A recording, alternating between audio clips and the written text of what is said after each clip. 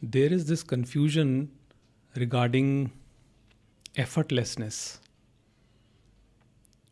And to be honest, it is a very difficult topic because it's very difficult to explain this.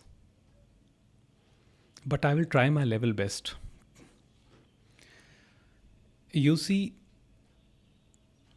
you will hear many teachers say that you have to strive for self realization. While at the same time, the other teachers will say that you have to be completely effortless in order to realize the self, the true self. Now, these two things seem contradictory. So, the seeker is confused whether to put effort or not. Or if one is to be effortless, how exactly does one achieve that? Because even to be effortless, to be thoughtless, requires effort. So, this is the confusion, this is the paradox we have, because at one point we are using the mind to investigate the truth, but the truth is beyond mind. So, how does it happen? Well, you see, there is one thing for sure, that if you have come across this path where a certain message has resonated with you, whether it's non-duality or it's Buddhism or it's Christianity or it's any other philosophy, one thing is sure, that a lot of contemplation, self-enquiry will happen as a practice till the sense of personal identification is there. So Ramesh Balsekar would call this a concept. Even the sadhana, the practice that happens before self-realization is also a concept. The apparent doer entity undertakes meditation, self-reflection, contemplation, and other different means of investigation into the nature of truth.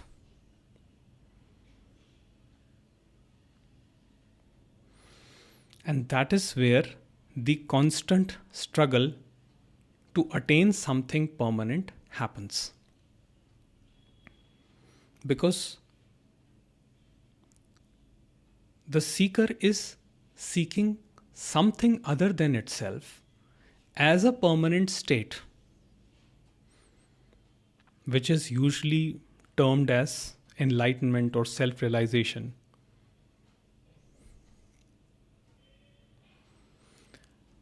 And the irony is that the apparent existence of the individual itself is suffering, is a separation from the source.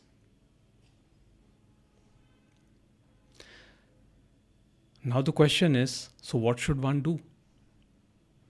Since there is no possibility for the mind, should we abandon the inquiry? Or should we continue the inquiry? To which I say, let what happens happen. If you think you can suspend the inquiry, suspend it. If you think you can continue with any practice that can lead you to any state of self-realization, do it by all means. You don't have to follow any particular system, any particular philosophy, not even non-duality. If you think Vipassana meditation can bring you to a deep insight, do that by all means. But eventually, all practices lead to the complete emptiness or shunya. That emptiness cannot be explained in words, But once the mind has had even a glimpse of it, the mind completely gives up all movement. So, in that instant, the apparent seeker who was seeking something other than himself or herself suspends the seeking. That is the end of all self inquiry.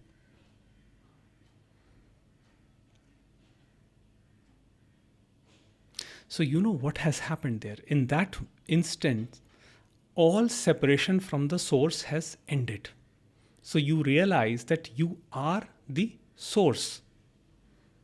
You are the pure potential, the pure consciousness, the all pervading, omnipresent consciousness. So, mind cannot help in that instance.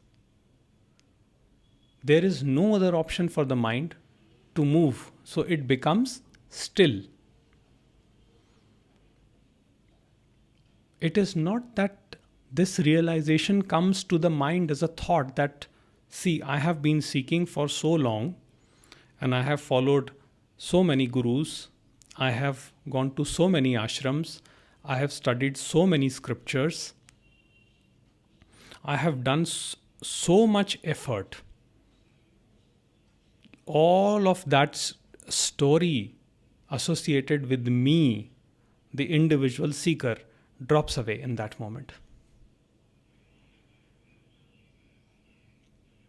Because there is an instantaneous, spontaneous shift in perception from the limited to the infinite.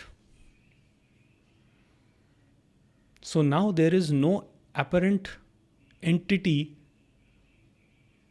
from whose limited perspective the world is seen.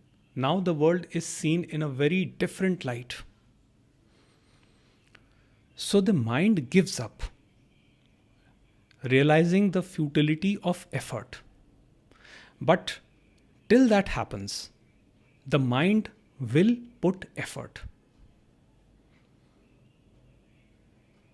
Either it will be through listening to teachers, or it will be through traditional practices like yoga, meditation, philosophy.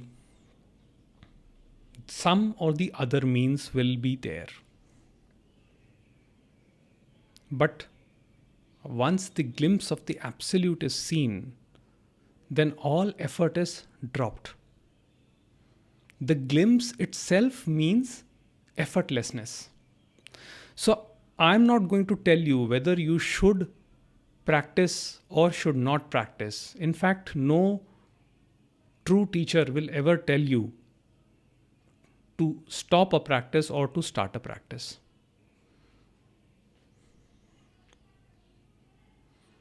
Because what practice this apparent me takes before the dissolution of the individual happens, that cannot be predicted by any guru.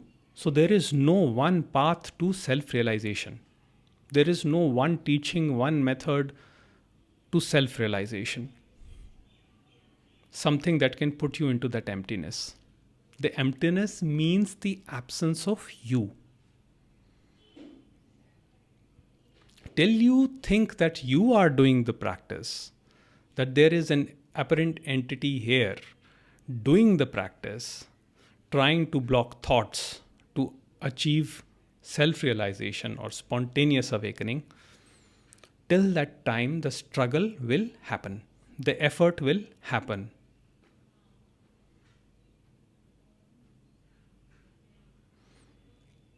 But the moment the reality is seen, and there is nothing the individual can do about that.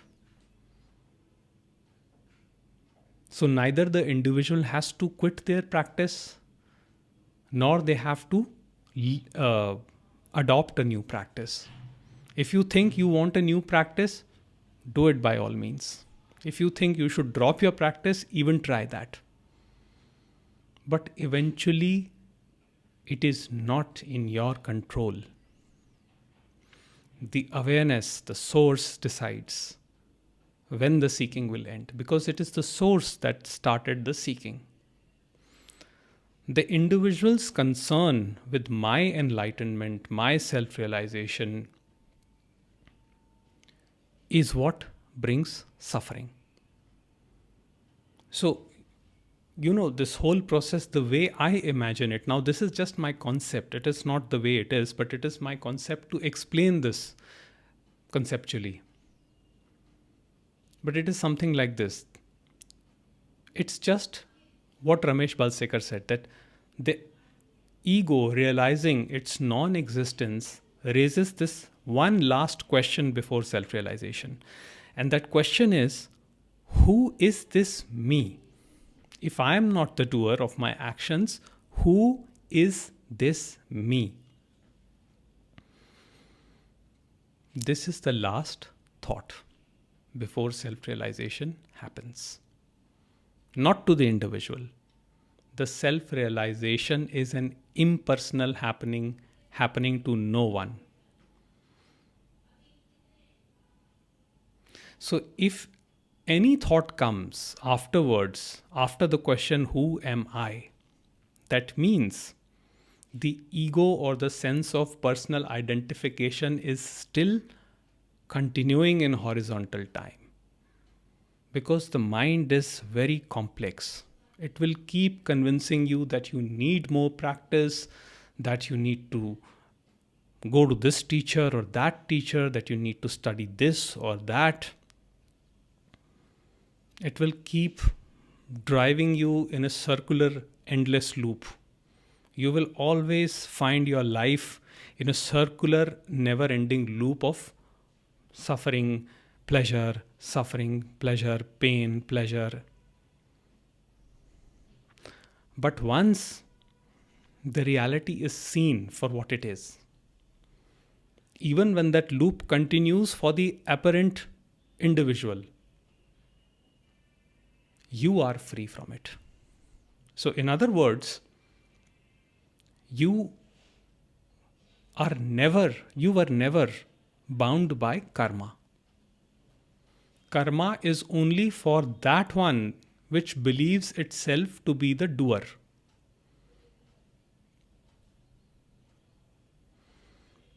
I don't know if this makes sense or not, but it is very difficult to explain, because the word realization, recognition, understanding, these words are not just conscious. They run deep into the subconscious and to the unconscious, and unconscious does not belong to an individual.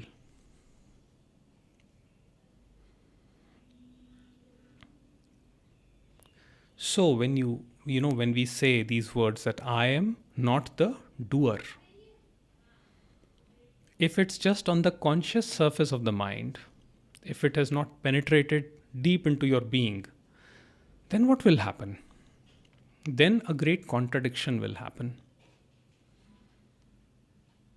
And the contradiction will be that you will keep repeating to yourself that I am not the doer, but at the same time you will keep asking how to achieve enlightenment or self-realization. And that is a trap. Now, Ashtavakra Gita says it in very simple and plain words, that you are the witness of the phenomenal world. So you are eternally free. Here in this instant, you are free. So there is no need for any effort.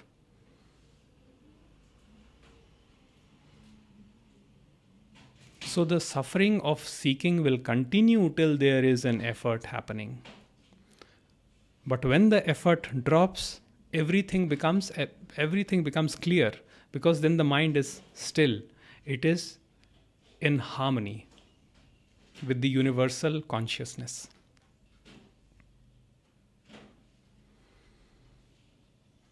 In that instance, the I thought has merged back into the source, as was said by Ramana Maharishi. So it is absolutely useless to waste time in thinking, what practice should I do? Which is the best practice? Who is the best teacher? You are not in control of any of that. You will be provided the best teacher, but you are not in control of whether the teacher will be in living form, or the teacher will be in the form of books, or in some other form. You are not in control of that. Until you are fixated to one particular idea where you think that a certain process in a certain way has to happen for you to realize the self with a capital S, then you are caught up in a loop, the loop of pleasure and suffering. Because some days you will feel you have attained the self and you will be immersed in bliss, and the very next day you will be down with depression. One day you will feel love for all the people, and next day you will you will feel like killing everybody.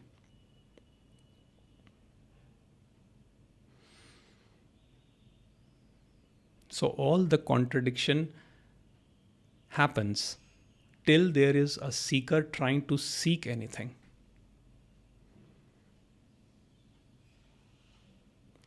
So this whole question of effort or effortlessness is not in the hands of the individual. Sometimes the effort will happen, and sometimes the effort will become effortless. And there will be a time when the effort will completely drop. But the individual entity, who is a part of the dream, does not decide that. Now, see, when I say everything is will of God, even then there are some people who ask me, there was this girl, and she was a follower of Sai Baba, Shirdi Sai Baba. Now she told me that I want Sai Baba, I want the Baba to just fill my heart with love. So what can I do? So I told her that it will happen as per the will of God, as per the cosmic law. She said, I understand that.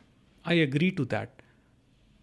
But still, I want Baba's love in my heart. Now you see the contradiction. Somehow, this individual feels that they can control this process. So I told her that, okay, you do whatever you think you should do. You want to do japa, you want to do kirtan, devotional singing, you want to go to pilgrimages, do anything which you think will, awaken your heart with Baba's love.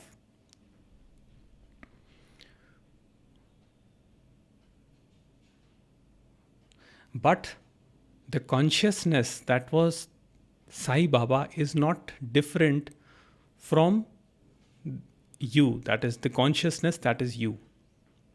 Once there is a recognition of that, that is when the devotion becomes complete.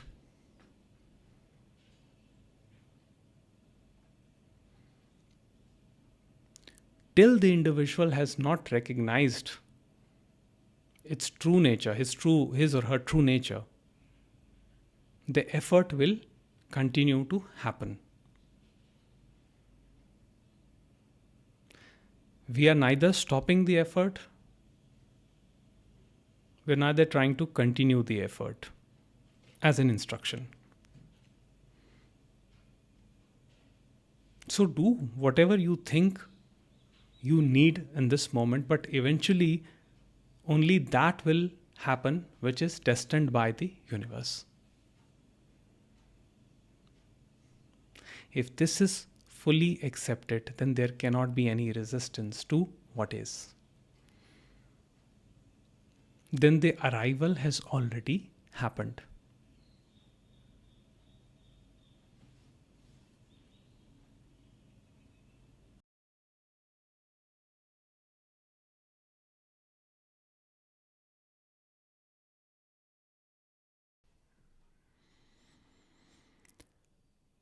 There is this quote from Ramesh Balsekar.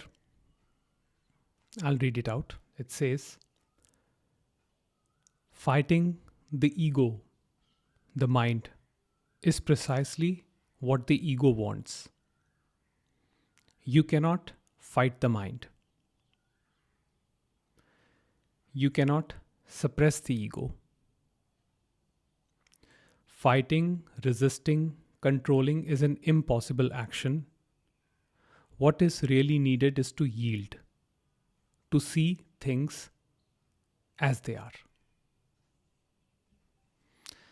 So, what Ramesh Balsekar here is talking about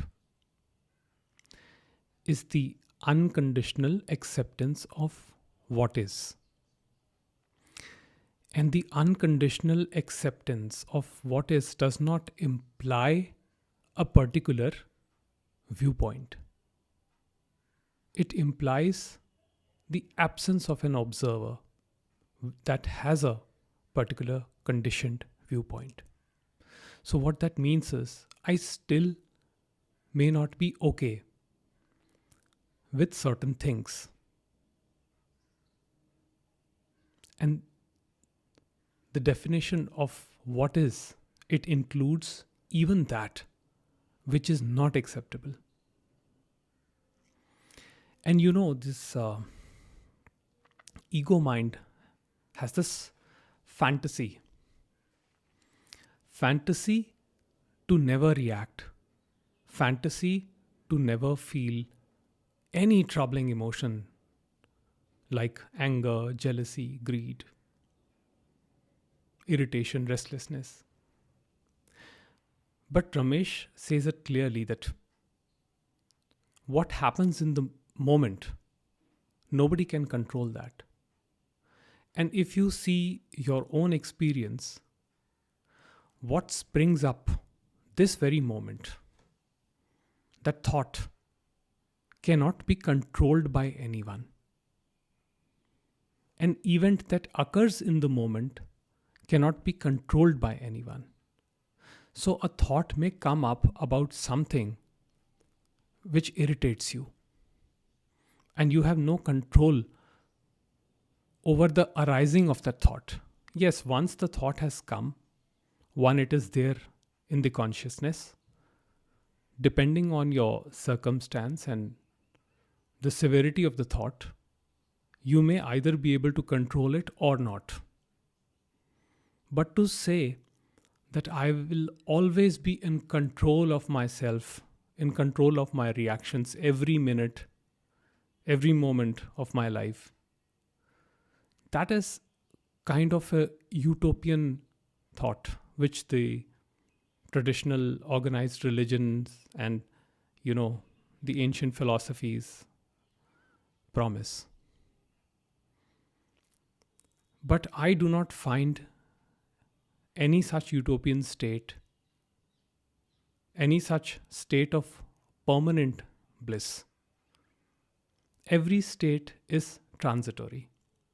So it comes, it plays in consciousness, and it goes.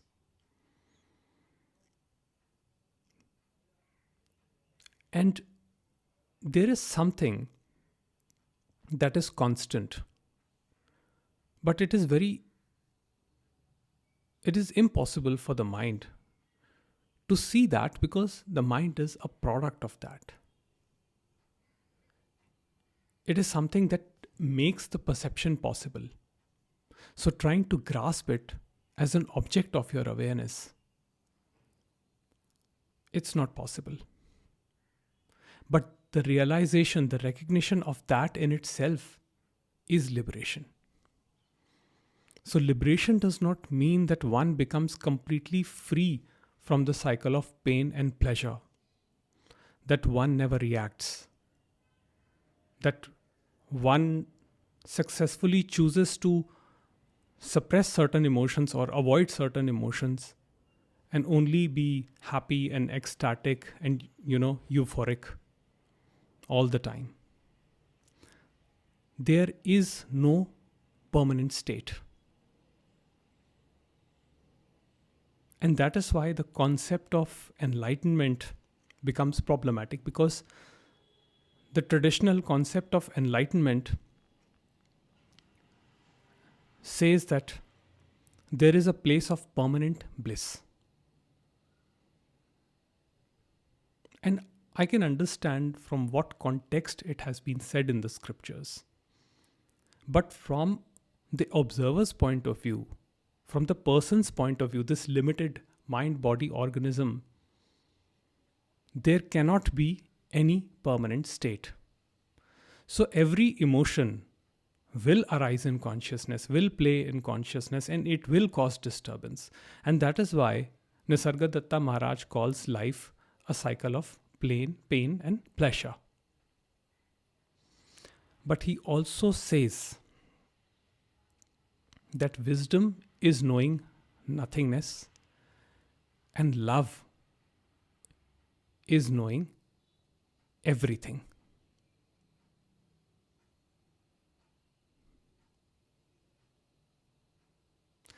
And he says the life flows between the two.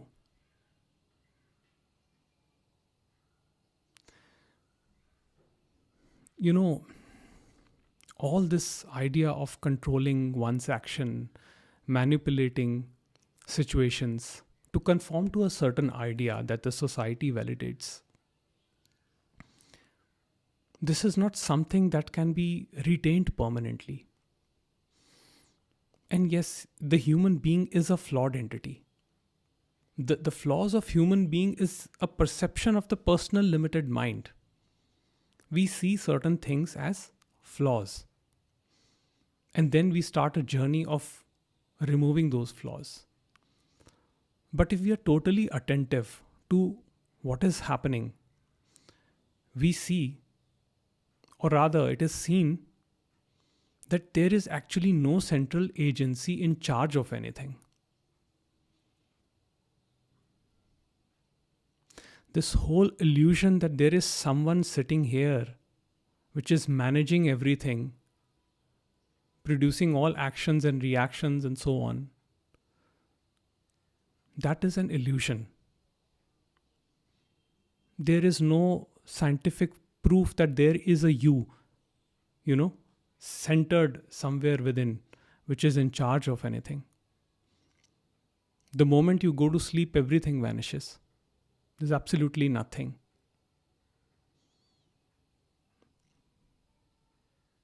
So wisdom is knowing that you're nothing. And love is knowing that you're everything. And love does not exclude anything. The true love that the masters speak of is not based on conditions. The true love includes everything. It includes even the apparent other that creates a hurt for the apparent you.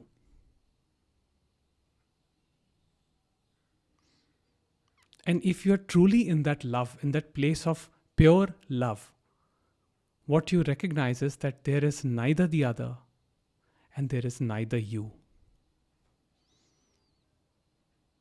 So no action is, no action gets labeled as your action or as the other's action. Everything is seen as a happening.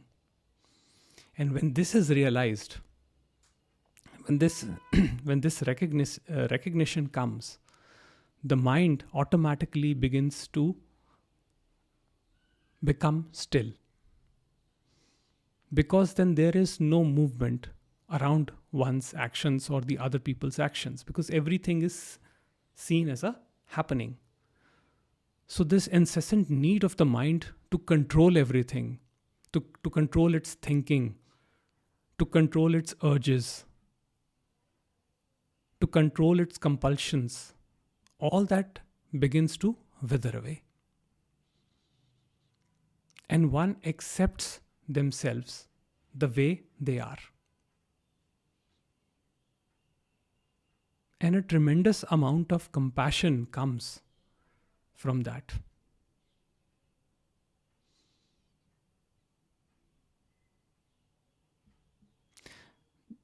Just yesterday, I had an altercation with someone who just lashed out in rage on my 9-year-old son. And I was upset. So I confronted that person and I gave him my peace of mind.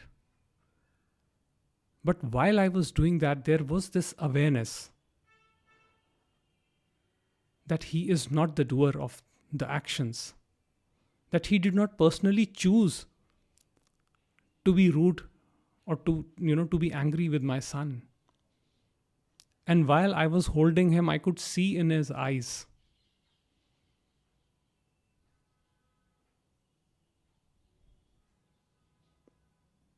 and neither did I create any ill feeling towards myself for giving that person my peace of mind. So whatever happened in that moment. Then that person apologized and we were on our way, and that was the end of it. There is no hatred towards that person. There is no bitterness towards that person. In fact, if you ask me now, I personally feel a lot of compassion for that person. Because somehow in his anger, I could see pain. It's not that he acted out of his personal volition. The fact that I was angry with him was because that trauma happened to my 9-year-old son. He's very small. That's a tender age, impressionable age.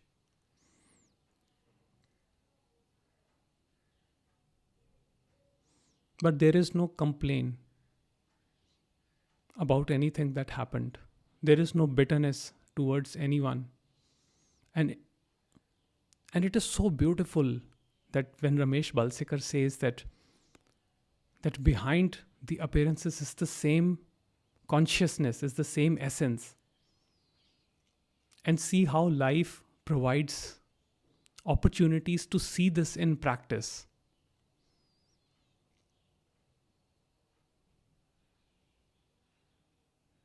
And once that is realized, you cannot hate any person. Of course, you still remain cautious, because there are people who are so troubled, whose mind are conditioned in such a way that they may have this tendency to react and attack over and over again. So it's not that one has to accept them, that one has to be okay with whatever they do. No, that's not the idea. That is precisely why I gave him a stern warning that he should not come close to my son. And I was quite forceful in my assertion. But at the same time, there is no hatred towards that person. There is no anger towards that person. Yes, one does feel bad when such things happen. That is natural. But there is no thinking about it. And while we see these things as uncomfortable life situations, I think only because of these things we get to know what love is, what peace is. The peace has to be found in chaos. There is no peace outside the chaos. The peace has to be found in the flow of unpredictable life. There is no peace outside it. If you are waiting for a permanent bliss, for a permanent understanding, for a permanent state of mind that is outside the realm of duality or phenomenality, then you are mistaken. Seeking a permanent state itself becomes suffering. The only way to be at peace is to accept the unalterable, the unpredictable flow of life. And that is what my conclusion is. And it includes all the mistakes that we make.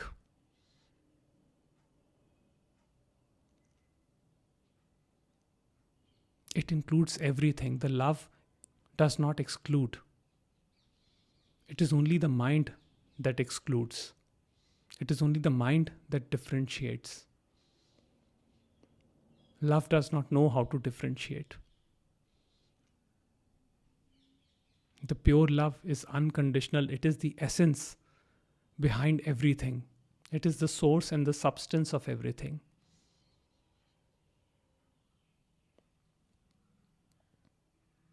And when that essence is recognized, there truly can be no hate towards anyone.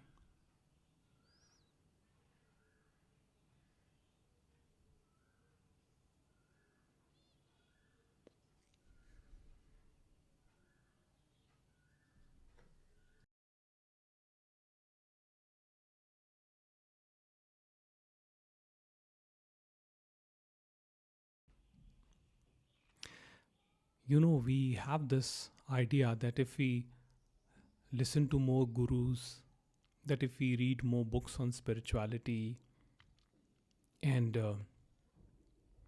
if we listen to more intellectuals, that somehow this awakening will happen to us, and that all of a sudden we will be immersed in this unconditional bliss, where there would be no pain, no suffering, where everything would be completely sorted, perfect relationships, perfect job, no suffering at all.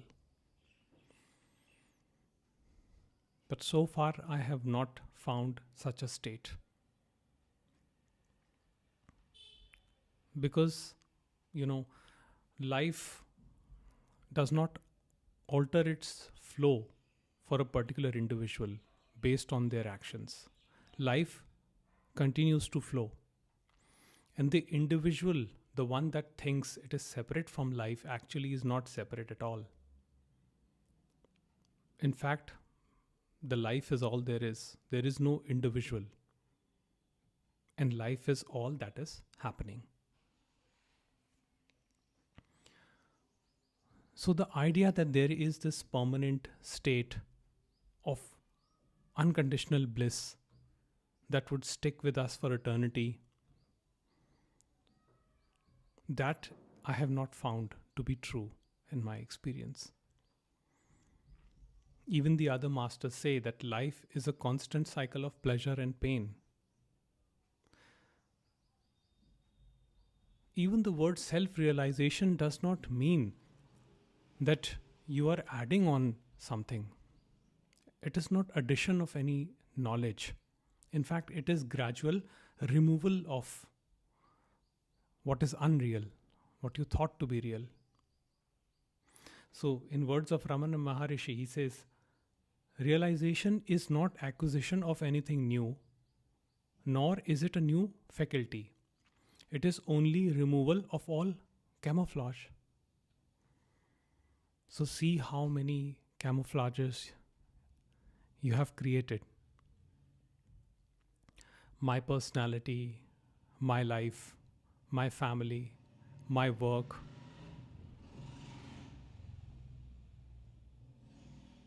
My house, my property, my money. It's always I, me, mine. Our entire life revolves around these ego structures. What about me? What about my life? Why am I suffering? Who will take care of me? And these come up because of illusory identifications. Identifications with a profession, identifications with a culture, with a religion, with an organization. We never even sit down to question about the reality of these identifications. We just assume that they are real. And in that assumption, we create such deep attachments to these things that when things don't happen according to our worldview, we get upset, we get angry.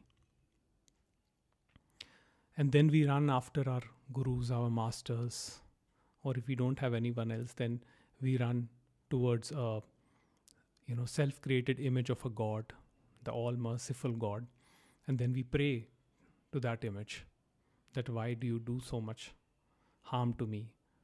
Why do you make my life so miserable, O Lord?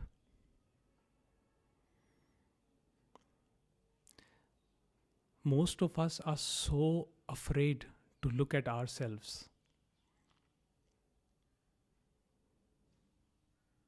We are so scared of turning inwards. Most of us don't want to do it because it shows the ugly side. When you turn inwards, you discover the monster that has been created within. And liberation is not about fighting that monster. Liberation is simply about recognizing that monster for what it is. That monster is a piece of fiction. It does not exist. It is just a thought. It is a thought in consciousness. The reality is the consciousness, the screen of consciousness,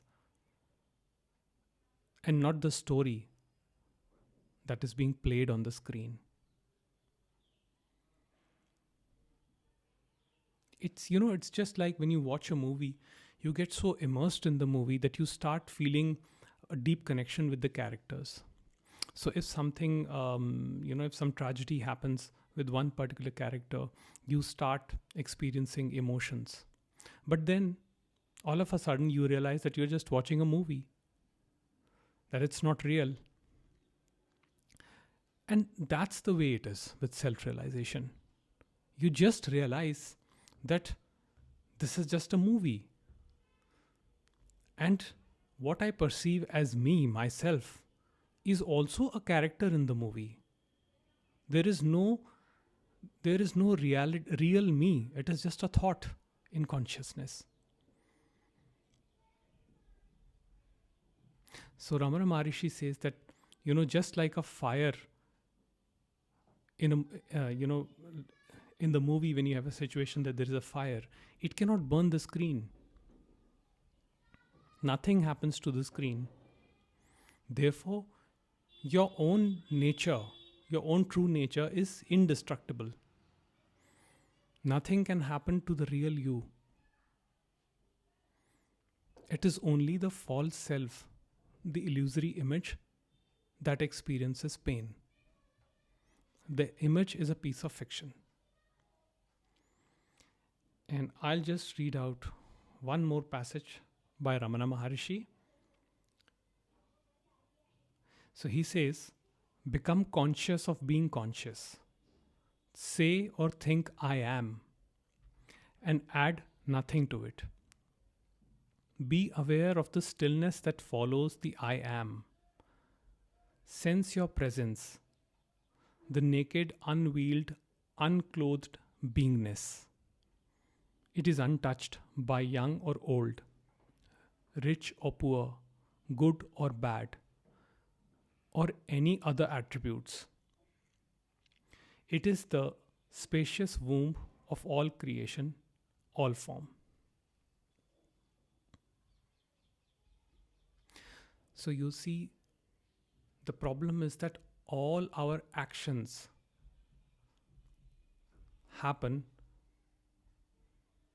identified with the idea of right and wrong, good and bad. So we are always playing in this dualistic paradigm, attached to one polaric opposite. So when you do an action, if you think that it is your personal doing, that it is an action by this, individual, then you are always attached to an outcome, to a perception. Your action will always be in accordance with your idea of right and wrong. But when there is this realization that there is no individual, then all action becomes spontaneous. That means you start becoming more and more your authentic self. Then you don't have to pretend anymore. Then you don't have to conform to ideas. A very dangerous thing, I wouldn't say dangerous because it is also a happening, but talking in a relative context, a real dangerous, a really dangerous thing is happening nowadays. I think it happened in the past also, but nowadays it has gathered momentum because of all the social media and connectivity we have. And that thing is that very young people are blindly following ideologies that they don't understand, that they don't have any experience about. A person can read a book from Karl Marx and become highly influenced. Say a 20-year-old. They may understand everything, but you see, it becomes dangerous if there is no life experience backing it. Similarly, there are other ideologies as well, not just communism, but any form of ism, in fact, even spiritualism, ideologies related to awakening, enlightenment as well. If you if you carefully see that anything that you follow blindly without questioning and without experience, it leads to such a polarization. It leads to so much conflict, so much suffering.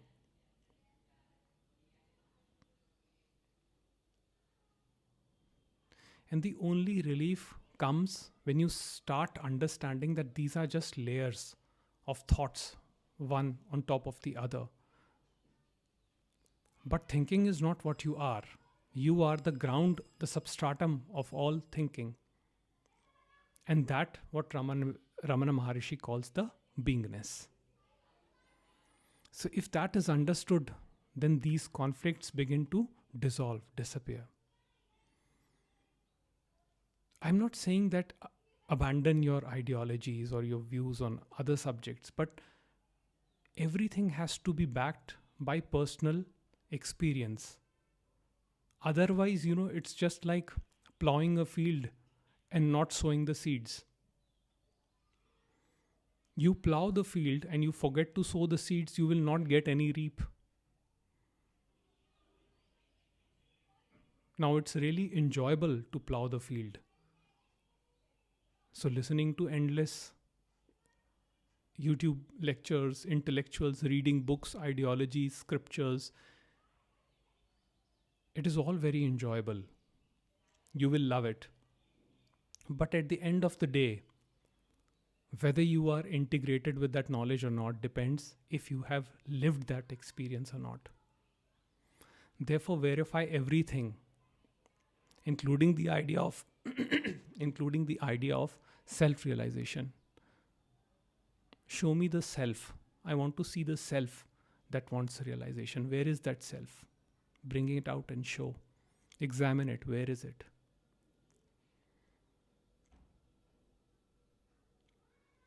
Let that be the search. But nothing should be followed blindly. Otherwise, it's all darkness. The light is only the beingness. Investigate it. Let your mind be still and see that light of beingness and see the unconditional love it offers. Verify it with your own personal experience.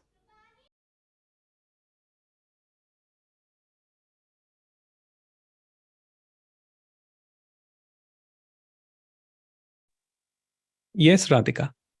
Namaste, sir. Hello. There is one doubt with me. It's like Yeah. when Krishnamurti tells, like, see your anger or see your irritation. I don't understand, how is it to be observed? I just get, when I get irritation, I know I am getting irritated. And with the flow, I do things. And then I will be like, oh, this is what he said. At that moment, I forget it. It's like okay, if I see a snake, I just run. I know that that was the right action. But in this irritation thing or something like anger or any of the emotions, I don't know how it is to be seen as a new thing. It's like the repetition of what had happened before. All those things comes without. It is like it's a fraction of moment. It comes. I don't even understand how it comes. Also, it's that fast maybe. Yeah. See, the awareness is operating at every level. Okay. So, see, you can see your feelings in that moment. You are aware of that awareness also, that is being aware of those feelings Yeah, but that also. is sorry, sir. But that is after I get that irritation moment, then I get the awareness. No? At that Yes, of moment, course. Yes, of course. That is okay. That is fine. You know, it is not in our control when we get the awareness, right? yeah, yeah, The awareness simply cuts off the thinking, right? Because huh. the moment you become aware that the feeling is there, that I'm watching the feeling, then the And then I feeling, stop. yeah, then it Yes, stops, yeah, then right? it stops. Yes, Yeah, then it stops. But at what point it stops is not in your control. Sometimes it may carry forward for long, right? yes, sir. Sometimes Because this, it may, yes, sir, correct. Because yeah, 2019, these things have started. So at 2020, it was after 1 hour or 2 hours that I used to get away. yeah. Now it's So, like at least of 10, 15 minutes, I'll be aware. What am I thinking? Okay, stop it, man. Like that, I say. Yeah. That is, yeah. So you know what happens is that when when you have absorbed the message, when it has penetrated your being, slowly these moments of witnessing will start happening earlier. And at some point, it will also happen that even before the sensation arises, you will instantly become aware that it is going to arise, and in that moment it gets cut off. Even that happens. But we don't have control over these things. So whether it happens earlier or it happens late, it is not in our control. But there is something which is constantly aware of what is happening. The more you rest in that space of your beingness, which is the ground of all of these experiences, you get to realize uh, you get to realize the essence of it, right? So I don't say there is any practice or any method to become, to achieve that, because if you otherwise, what will happen, if you try to practice this, if you try to become vigilant and try to break the thought at every point, then mind will get trained to do that. You see, the mind will know, this type of thought is coming, let me cut it. But the mind still survives, right? The mind yes, survives. And what will happen in the next moment when the mind fails to catch that, and you get swayed into thinking, then you'll say, oh my God, I failed. Then you will blame yourself for not being able to catch the thought in time. And then that will produce guilt, right? So yes, that is the continuation of the thinking mind, which it propagates like this. It is just going to produce some sensation or the other. So what I say is, let the awareness do its job, right? See, I was just speaking to a friend of mine this morning, and I said that, you know I had nothing to do with the teaching of Advaita.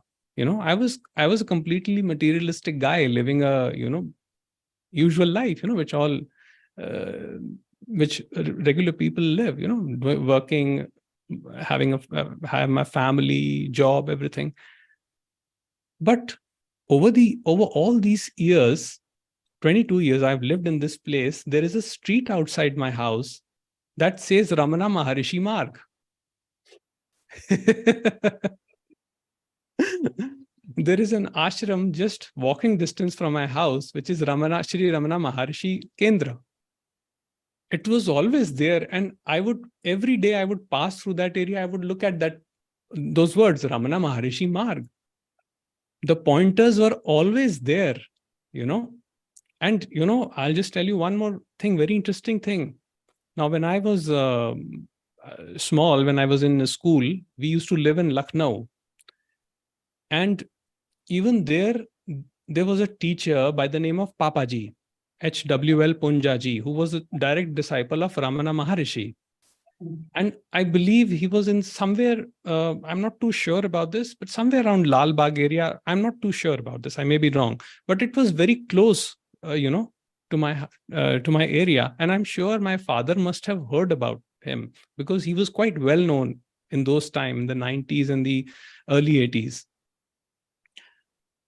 So I see so many pointers from the universe putting me in this direction. So I say, leave it to the awareness. The awareness itself is the poison for the thinking mind.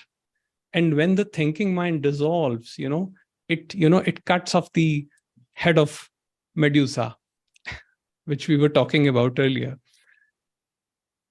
The mind itself cannot do anything to manipulate, to control the understanding. Otherwise, people ask me, like, how can I be better at witnessing? In witnessing, there is no you. Witnessing means the absence of you. Witnessing means what Jiddu Krishnamurti says, he calls it total attention.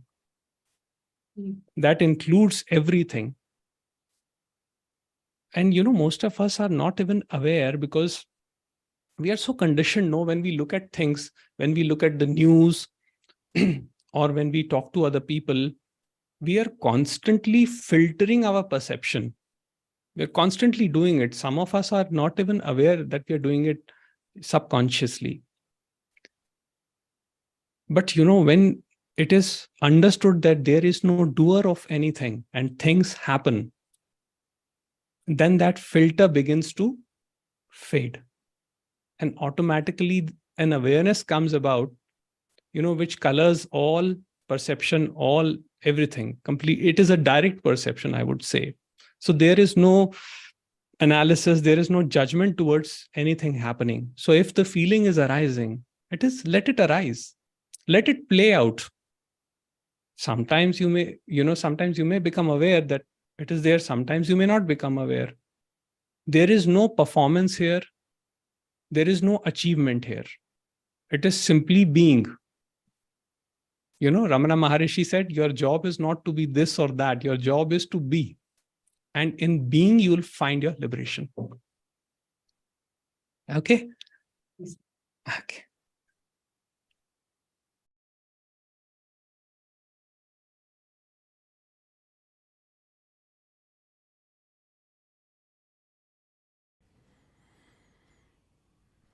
You see, there is this tendency in human beings to seek escapes. Now, escapes can come in different forms. It can come as addictions, indulgences. It can come in the form of diverting the mind from the immediate discomfort. So, we either switch on the television or we scroll through our social media feeds, or a puff of cigarette or a glass of wine, whatever it may be. We are always looking for escapes. Because the immediate discomfort, the irritation, or the boredom which is felt has so much intensity. Those sensations become so uncomfortable that we think that we need to get away from those sensations. And all the methods and practices and prescriptions that people have come up are based on escapism. Even meditation can become an escape if not understood, in principle. Even meditation can become an escape. But if we are totally present with the sensation, with the feeling, and we get into the heart of it, what we realize is that there is actually no one that is experiencing the sensation. In other words, there is only the sensations, only the experiencing, but there is no experiencer. There is only the content, the fact, but there is no knower of the fact. So I am the fact. I am the content. I am my feelings. I am my sensations. But you see, when the intensity of these feelings, thoughts, and sensations is high, there is this tendency to intellectualize, to rationalize. So, intellectuals try to come up with theories, with philosophies to justify, to explain what is happening. But every explanation, whether it is intellectual or it is mystical or it is spiritual, is actually a cover up on the reality. It is a cover up on the inevitable nature of this aware presence, which is simply here and now.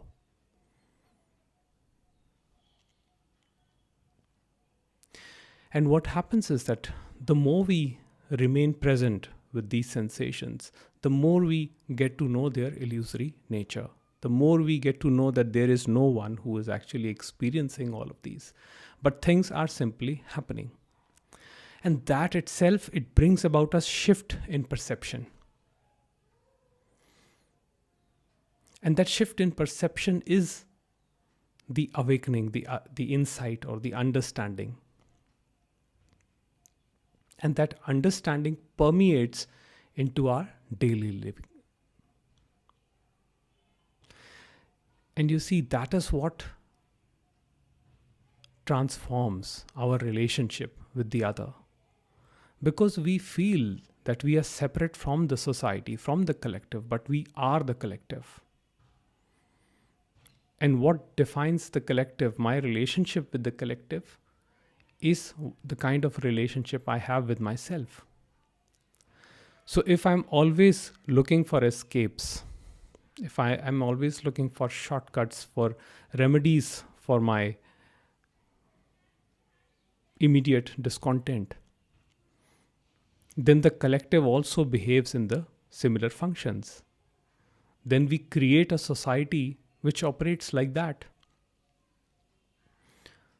So the whole organism behaves in this manner.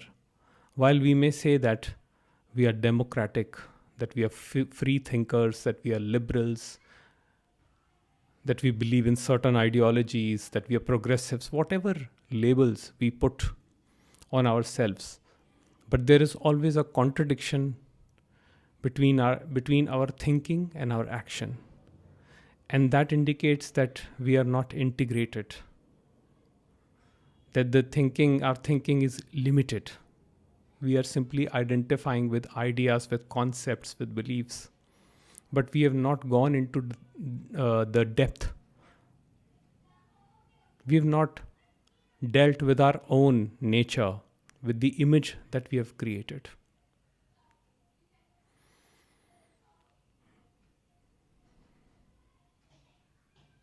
So I feel that I am this person who is a bundle of feelings, sensations, contracted into this localized energy that is extremely reactive.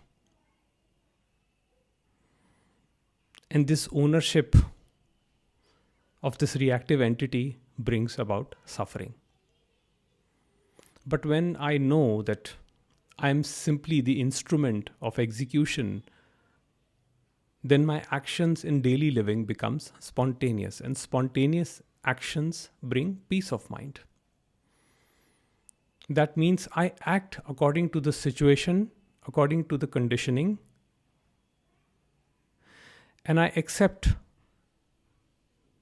the bare actuality of what is. I don't try to change things based on my beliefs. I don't try to enforce a change on myself, thinking that I will be better if I am this or if I am that. I accept that my relationships are troubling.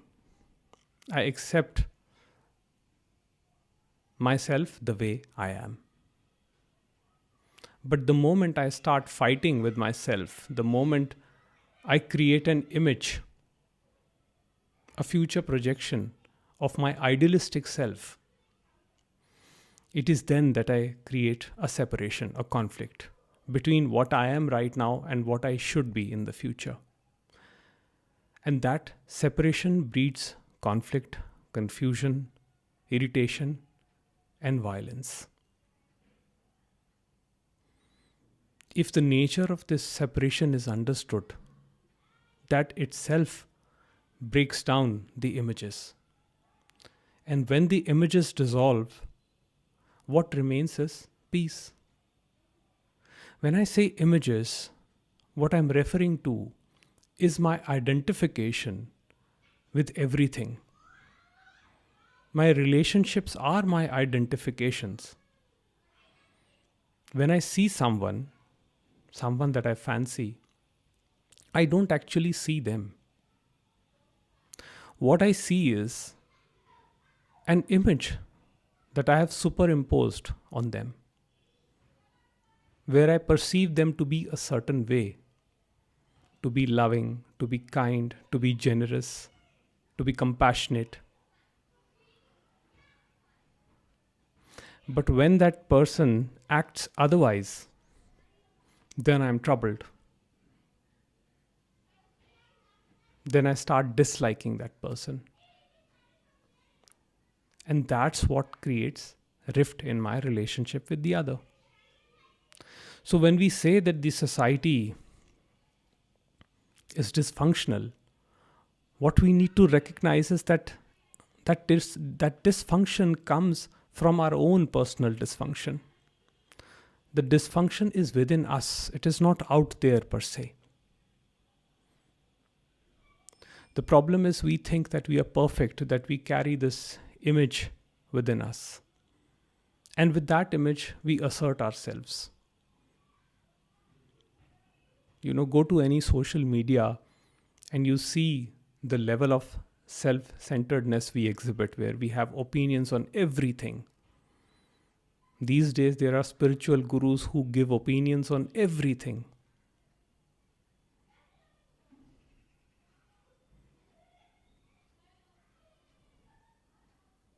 But we don't see how this thing is creating conflict in our lives. The need to assert yourself and prove yourself right and the other person wrong. It is violence. It comes from not accepting yourself. The doubt is within you. That is why you feel the need to assert your view, to make the other person change, to teach them a lesson. That is how the ego mind works. It does not seize its own blind spots. It does not seize its own dysfunction. What it fancies is that it wants to change other. It wants other to conform to its own ideas. And trying to change the other is violence. When you try to change someone, you are actually committing violence on them. I want you to wear the clothes that I like. I want you to speak in a certain way. I want you to buy things that I like. So I've, put up so many conditions. I want you to follow a spiritual practice. I want you to follow a philosophy that I like, I love. Only then I get along with you. Otherwise, I'm not interested in any relationship with you.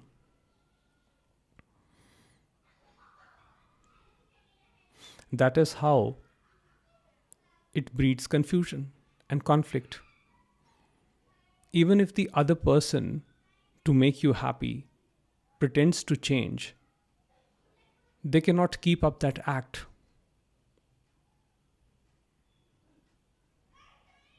And then, of course, there's a clash of personalities. And you get hurt because you expected them to be a particular way.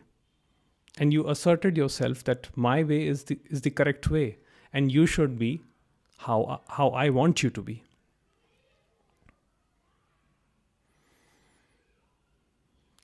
In other words, you say that I know you better than you know yourself. So you sort of interfere in God's work when you say that I know better. You become the pseudo subject, and you usurp the subjectivity of the pure subject, the consciousness. The consciousness creates this whole play, this whole relationship, this whole action. It paints this whole reality. But when you say, I know better, what you are doing is you are committing a violence, an act of violence. You are strengthening that entitification within you, that sense of personal agency. You're strengthening it by saying that my ideas, my beliefs, my theories, my philosophies are correct and the other is wrong. But what happens when I'm open to everything? I still may not accept the other person's view, but that does not create any restlessness within me. That does not create any form of anxiety within me. So I can be a Hindu and you can be a Muslim or a Christian or a Sikh. But based on your views, I don't have a conflict with you. Because as I see myself playing a role of a Hindu or a Muslim or a Christian or a Sikh, I also see you playing the same role. And the beliefs that you hold are not your creations. It has come from conditioning. It has been handed over to you by the society. And similarly, the beliefs that I hold have been given to me by people around me, by my environment. Today, you may be proud of your identifications like your profession, your religion, your class, your caste, whatever. But think for a moment, if you were born in a different region altogether, say if you were born in an African country or in some other Western nation, you would have a different set of beliefs. You would have a different style of conditioning.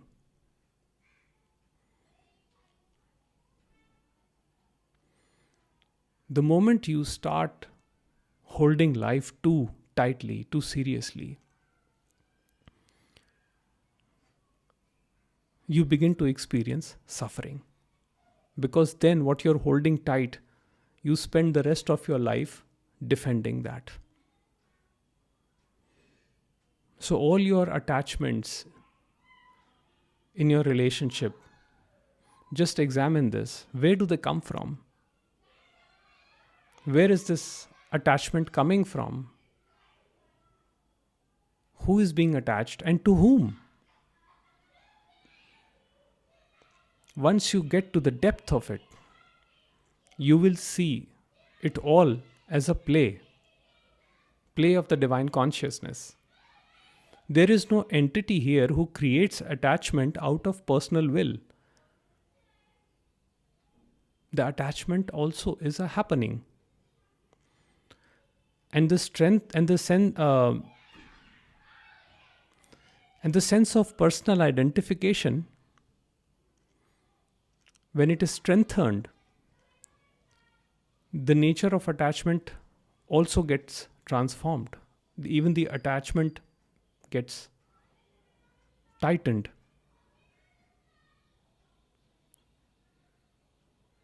And that creates conflict and pain in relationships.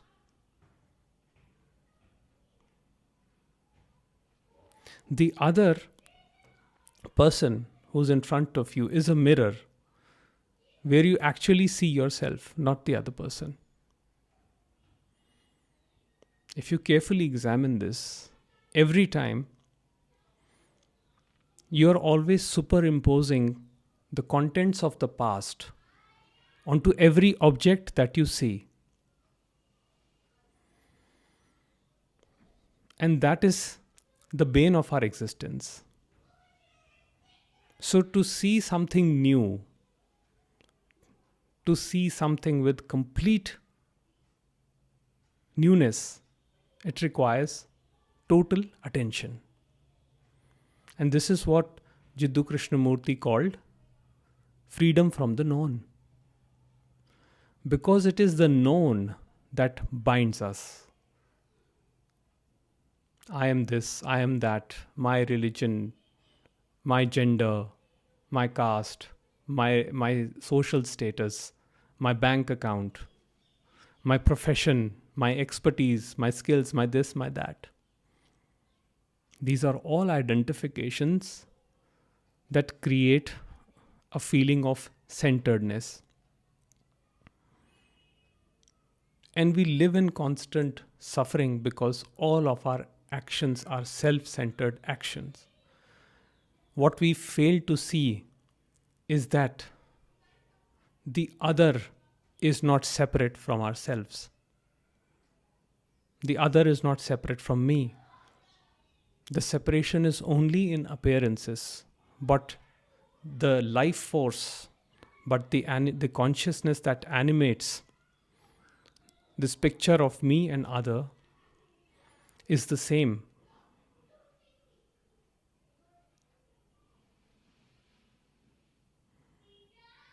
So I may see things from a different perspective, and even you may see things from a very different perspective.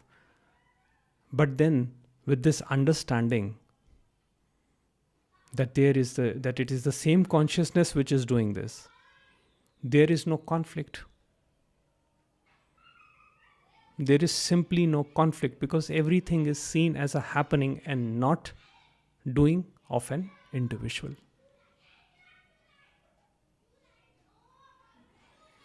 Just sit with this.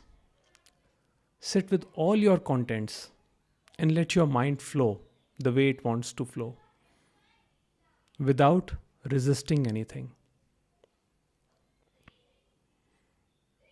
When you accept everything as it is, a new possibility arises. And in that, there can be no conflict.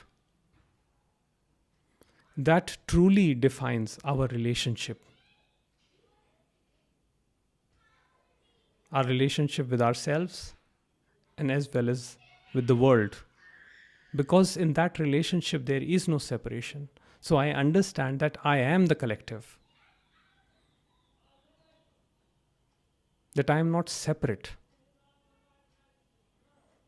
That my dysfunction breeds into the dysfunction of the collective. It is the same. When I understand that, and a transformation takes place within my own psyche, it is then that the collective changes. Otherwise, there is no possibility till I continue habitually in my old ways, in the mindless ruminations, either in past, either in the dead past or in imaginary future. I keep acting and reacting according to my conditioning. Therefore, there is no possibility of a change. But if I pause and I look and I reflect on this and I investigate, and there is no philosophy or no deep thinking required for this. There is no, this is not an analytical process, because thought by nature is divisive. A thought is not free. So something which is not free cannot lead you to freedom. To experience freedom, allow yourself to see totally, to feel totally, to perceive totally, without judgment, without analysis, without discrimination of any kind. And then you see that you are not separate from the content, that you are the happiness, you are the sadness, you are the excitement, you are the anxiety, that everything that manifests, every observation that comes up is all there is, and there is no observer. And this insight itself brings freedom. Freedom from the known.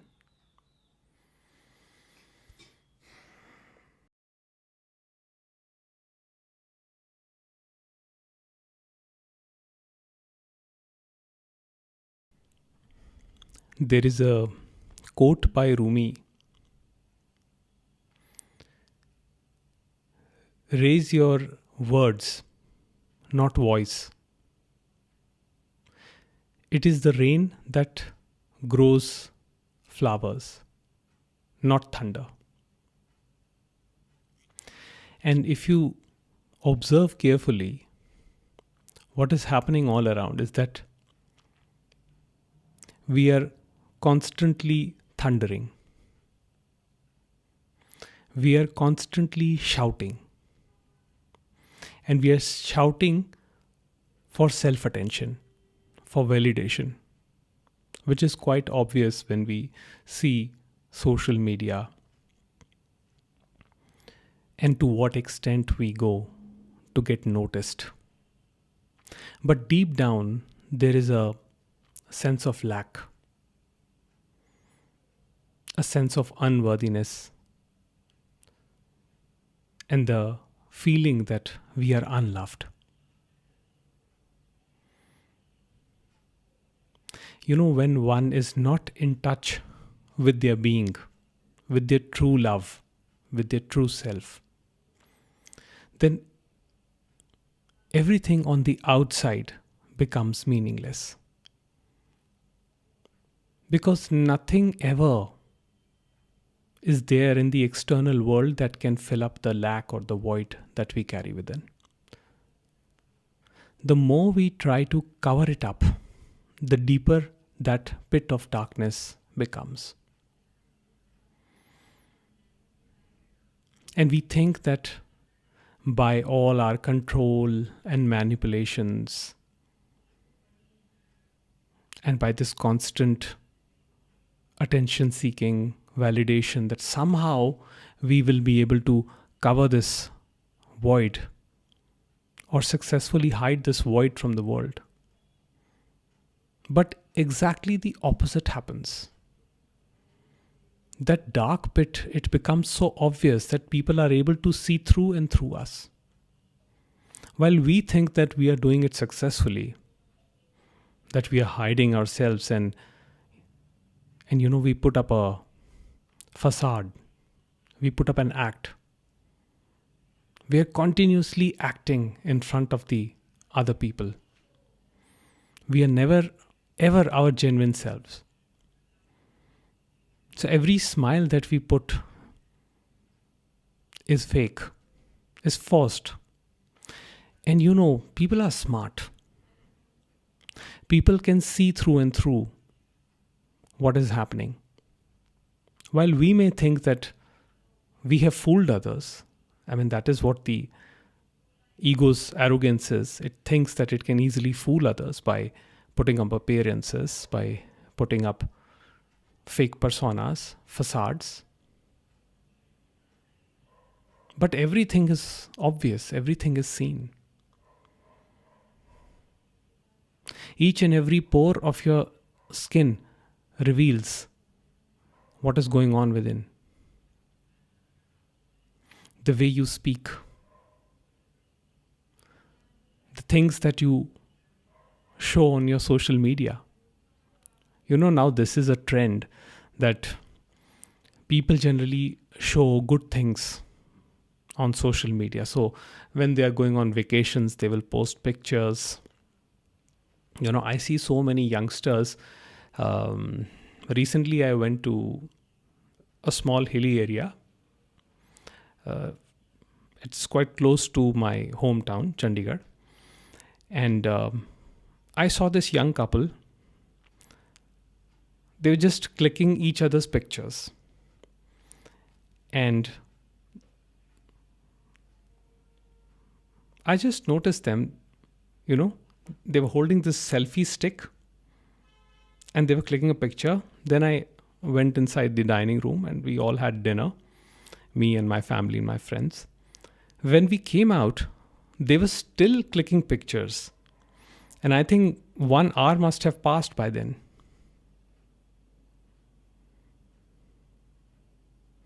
Now you see, what we are doing here is we are just trying to capture these moments and show it to the other person. Because somehow that strengthens our illusion, the illusory appearance that we have built. It strengthens that image. So we are trying to show that we are absolutely okay, that we are happy.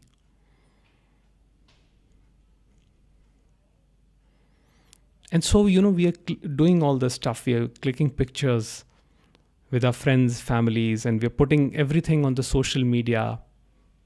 Each and everything we do, each and every food item we eat, each and every drink we take.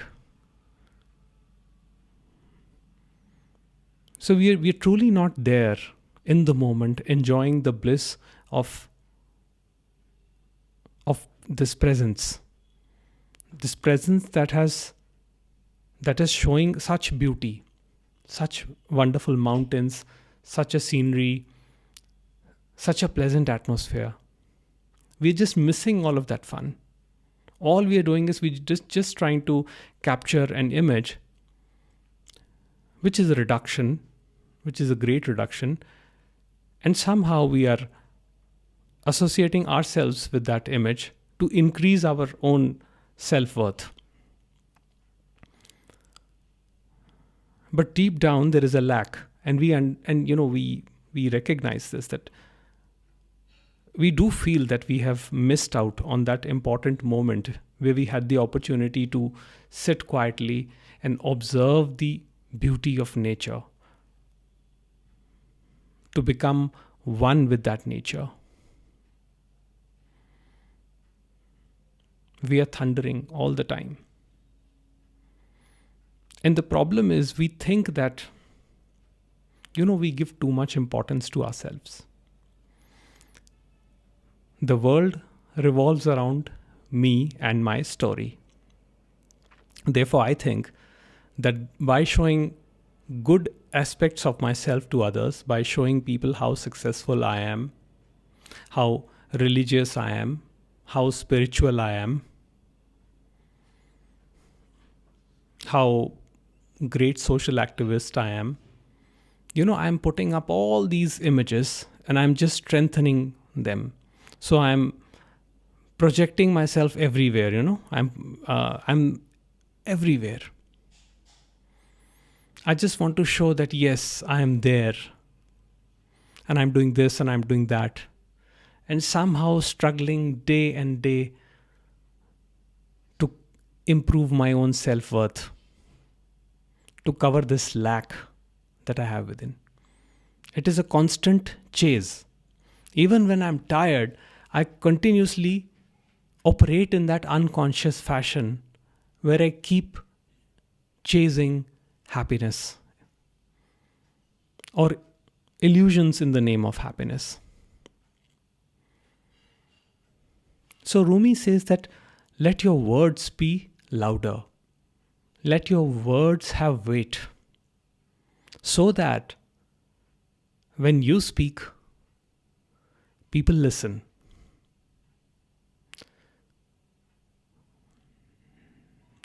When the words come out from ego, there is always the ego on the other end that is listening. So no communication can take place between one ego and the other, because both of them are like, they are like, one hand they have a shield and the other hand they have a sword. So they are not communicating, they are just fighting, trying to put the other down, trying to best the other or pull down the other. That is what ego does. So ego is not really interested in learning, absorbing, integrating something new.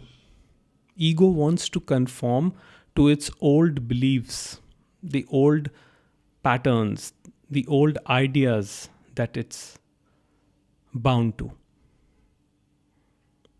The ego only seeks to perpetuate its own self, the illusory self.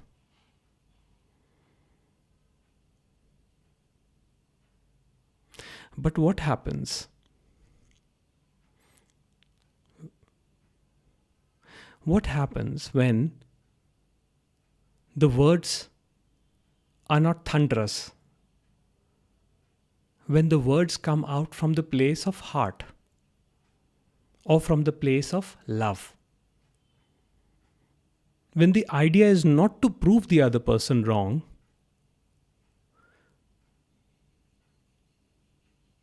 but to simply share with them something that might be helpful to them in their lives, then it is entirely a different thing, because then it is not the ego speaking and not the ego listening.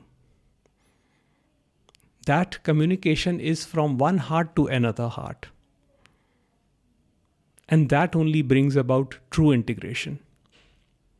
Jiddu Krishnamurti said that if you can speak to the unconscious, because conscious is very limited and conscious is highly conditioned, highly biased. So it is very difficult for conscious to come to terms with certain aspects of life. The unconscious, on the other hand, is raw. The unconscious does not belong to an individual. It is simply there. So when the message reaches to the depths of the unconscious, then a transformation takes place. Then a possibility for love happens. That's why I say that what a person says does not matter.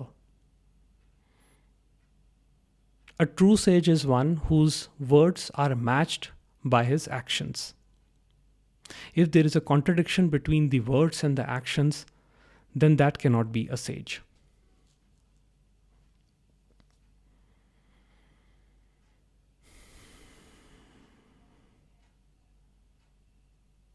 And sage does not mean that the person has to be dressed in robes or give sermons or lectures. Sage is a person of understanding.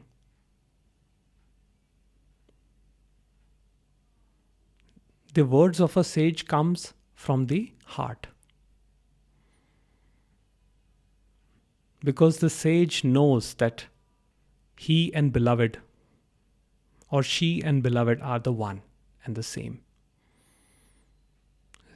So there is an understanding that everything is coming from the source. That there is only the source and nothing else. Everything else is an illusion. And everything happens because of the will of source. Therefore, the sage lives with the sense of non-doership. It is a state of total surrender. It is the state of complete knowing that there is no individual doer of any action. While things happen in the world,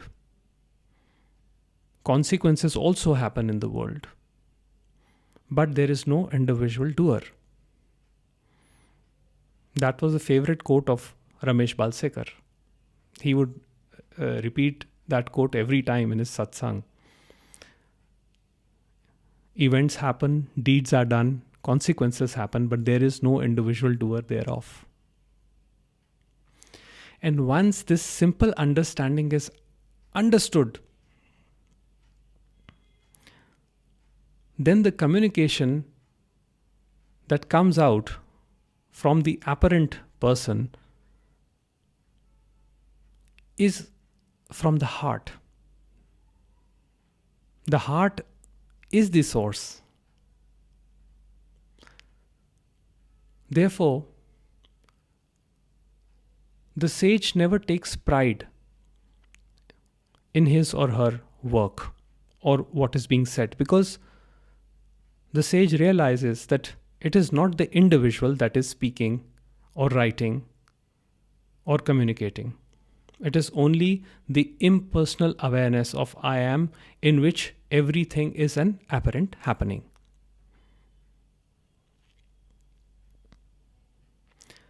That awareness, that presence, is all there is.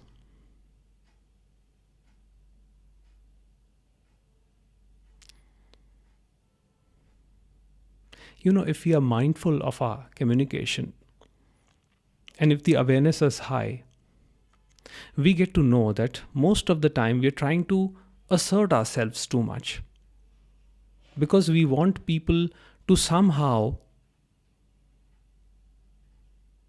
accept us, accept our views. That is how the ego strengthens itself, because the whole idea of ego is to be right. It does not care what is being said, who is being hurt. The ego always wants to be right. It always clings to what it thinks is right, and it always avoids what it thinks is wrong.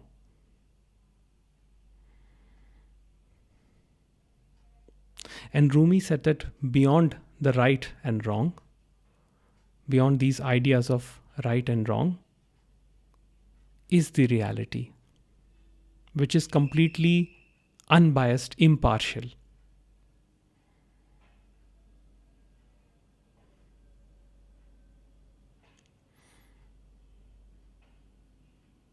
So, when you speak, allow your heart to express. Give up your sense of personal doership. Now, I know it is not in the individual's control to do that, but still, every master would say, although I am not a master, but masters would often say that give up that sense of personal doership. While they know that it will happen only when it is precisely meant to happen, they would still say that.